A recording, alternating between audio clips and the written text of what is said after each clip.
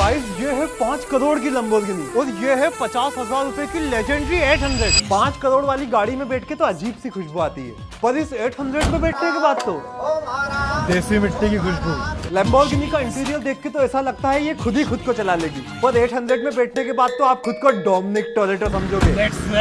पर हाँ, लंबोर्गिनी की पीछे की सीट बड़ी है तो इसमें लेट सकते हैं, लेकिन अगर 800 में लेटोगे तो लंबोर्गिनी के गेट बंद होते हैं जैसे फुसकी बम और 800 के गेट बंद होते हैं जैसे दिवाली के पटाखे। लंबोर्गिनी में तो पीछे फालतू का बहुत सारा स्पेस मिलता है, लेकिन 800 में स्पेस का सही इस्तेमाल तो गोल मटोल टंकी लगा के होता है। तो आप 5 करोड़ रुपए में एक लंबोर्गिनी लोगे या 100 800? मुझे नीचे कमेंट करके बताओ।